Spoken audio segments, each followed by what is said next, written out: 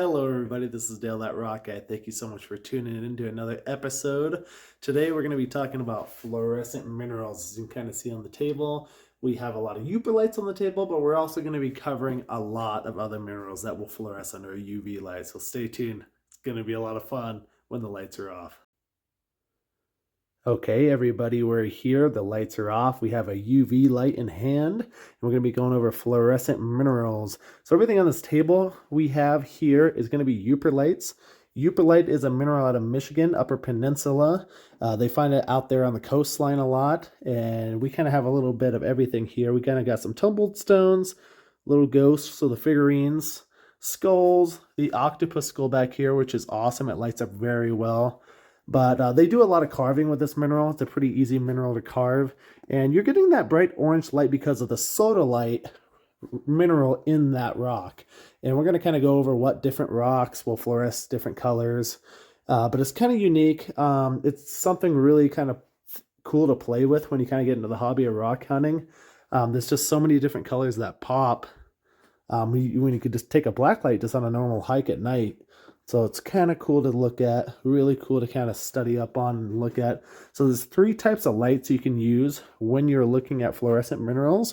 That starts with a short wave. That's going to be the best light to get. It's not a really strong light, simply because of the filter that they have to put in it. And it takes a lot of power. So usually when you have that filter and everything in it, you're not going to get a lot of light output.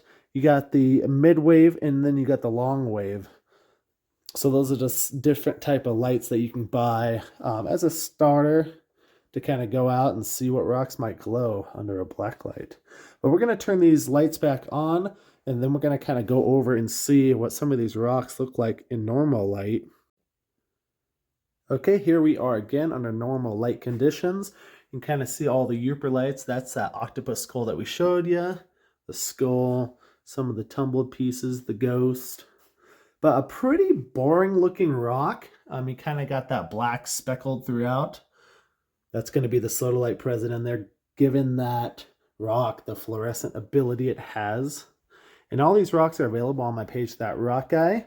So take a look if you want to add one to your collection. They are kind of unique, and they are fun to kind of show people. If you've never seen these minerals fluoresce under black light, it's kind of fun to show people. Cool little project to do at home. So let's go over some facts of lights. So like I said, lights are from Michigan. They contain the mineral sodalite. Basically, when atoms get really excited under the black light, it is shined upon a rock. It's easy mineral to cut and polish and make into shapes. And for fluorescent rocks in general, there's over 500 different minerals that depict some sort of fluorescent when exposed to a UV light.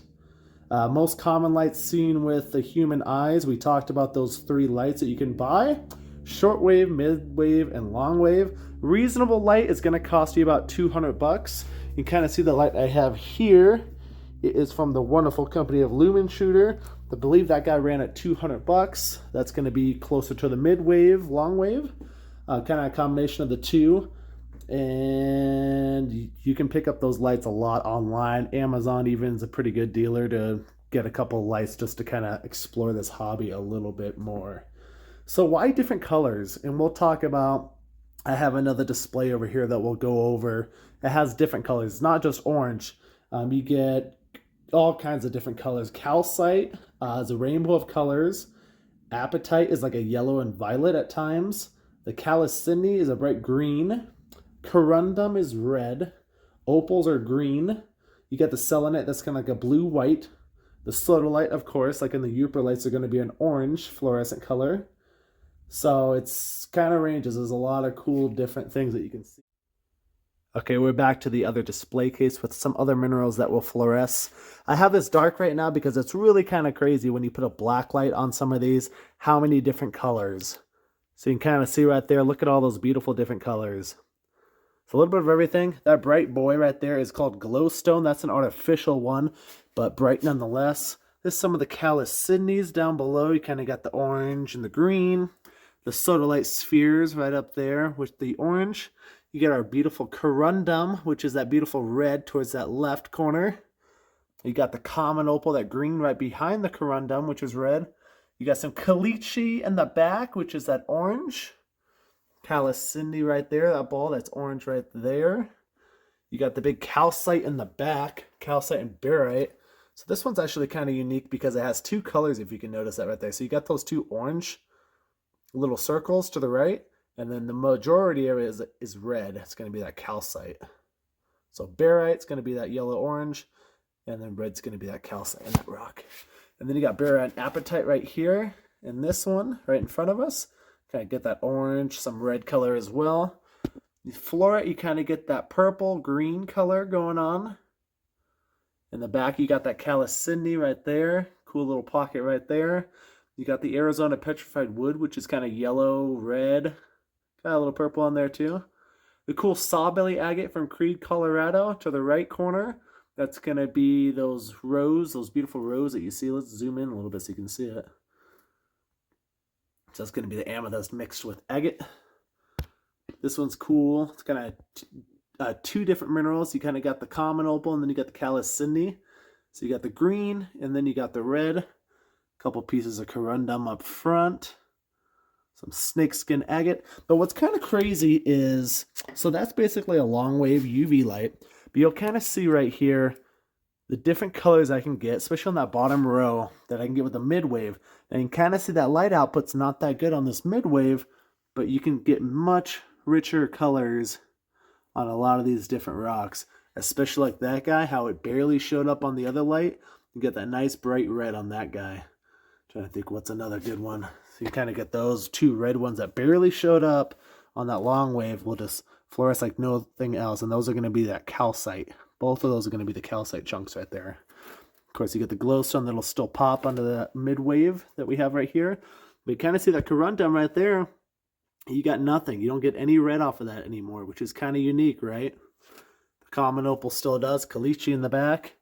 And the calcite in the back almost turns into a purple. Kind of get some red in there as well. But those are those colors with those. And here we are with normal light conditions, just to kind of show you what we were looking at under fluorescent lights. So you got the sodalite balls. The corundum is another mineral just like the euprolites. It's a pretty boring rock. It's kind of violet, but you can see how crazy that was under that black light, right? Nice and red. The glowstone right there, that big chunk of calcite back there. You got the Calisindis, that sawbelly agate, the petrified wood right there in the middle. So those are all the rocks. And it's kind of crazy because a lot of these rocks that will fluoresce, they look like nothing. It's you really don't know until you research, you put your time in. Basically how I started was I went out to Parker, Colorado. There's a lot of cool petrified wood out there. And we just kind of took black lights out there and went to go look a lot of the times in the middle of the night. It's a lot of fun what you can find, because in petrified wood, it was really easy here in Colorado at least, because there's lots of agates, lots of common opal, a lot of different minerals mixed in with that petrified wood, replacing it. So you kind of get a lot bouncing off of those lights, which is a lot of fun. Then going back over to the Upper light one more time. So it's kind of funny, kind of got this mid light right here. We have some light in the background, and these will still pop pretty well. But these are a lot of fun to explore. So thank you guys for tuning in with us. I'm glad we can kind of show you some of the euprolites that we have going on and some of the fluorescent minerals. They're a lot of fun. Just another thing to add, to your rock collection. Something to educate. Kids love these, of course. It's kind of cool to see a rock pop with another light when you put a light on it. It's kind of unique. I love it. It's good, like a chemistry kind of experiment that I was able to be blessed upon many years ago from family members, and I kind of fell in love with it, so I kind of love to be able to share that with others too. Look at that skull. That thing just pops so well. Very cool.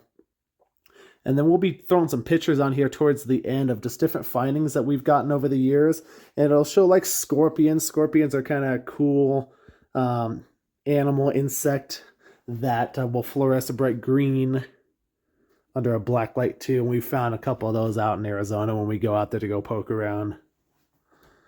But these are the fluorescent minerals. Thank you so much for tuning in with us.